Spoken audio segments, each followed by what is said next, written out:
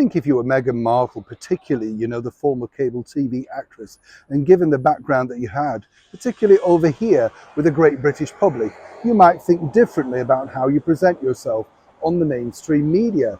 Lots of people have been asking me, exactly what is the latest news behind these particular headlines. Now, as you can imagine, it plays out very well, doesn't it? This headline basically looks like Meghan Markle has won her court case against her half-sister, Samantha Markle. Now, well, it's all particularly tawdry, when you think about it on both sides. It should truly have never come to this because it's embarrassing for both sides of the coin, in my personal opinion. Dirty laundry should never be aired in public, as we've often said. But, of course, certain individuals feel like they've been put in an untenable position. After all, according to one side's line and the other side's line. But how true is this particular story regarding, once again, an alleged victory for the former cable TV actress, Meghan Markle? As ever, let me explain. Hi, good morning, Neil Sean here in the very heart of London. Nice to have your company today. You could say, of course, this is the work of the mainstream media. It's interesting, isn't it? On a week that we've had Prince Harry back in London, waving his own flags, basically testing the water to see how popular he is. And seemingly his popularity is going faster than his hair. Well, then the bottom line is, not too popular at all. As I said, it's very difficult also with Meghan Markle because when you look at some of the holler victories that she's done or won, interesting to note that on the day that Prince Harry was back in, of course, the High Court, it was revealed that Meghan's won yet another award for her podcast. That went by nowhere, did it? Nobody seemingly was too interested in that. So, of course, the PR team had to get back to work very quickly to distract away from a particular thorny topic, the ongoing battle with her half-sister Samantha. And they released to the media that Meghan has in fact won the court case. It's not true. It's a certain segment of the court case. There's much others to delve into. In fact, Samantha has 14 days to represent that particular element of case.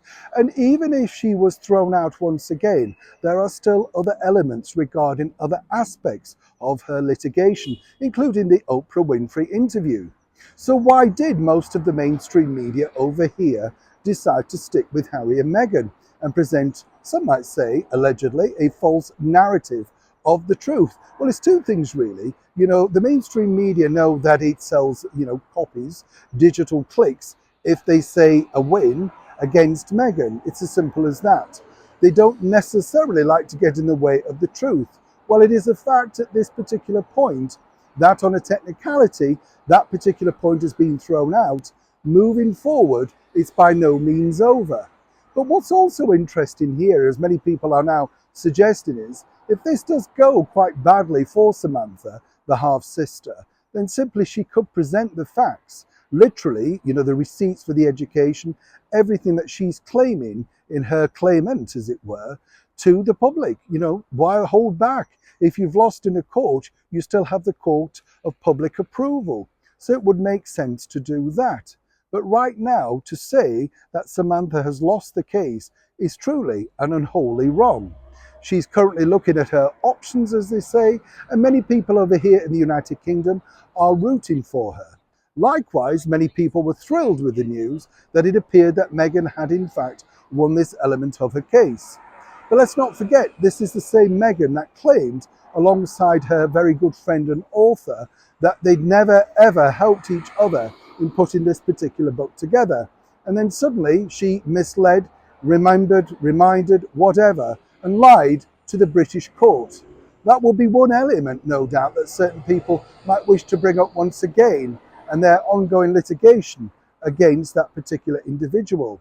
But either way, it's all playing out once again very badly on a coronation year for King Charles III, having certain family members associated in the grubby details of an ongoing court battle. Not enough with his own son, but now, of course, with Meghan Markle too. Does it ever stop raining and pouring on Charles and Camilla, William and Catherine, when seemingly they've done nothing wrong to have all this media attention attached to them? As ever, it's a developing story, but when I know more, you'll know more. Neil Sean in the very heart of London.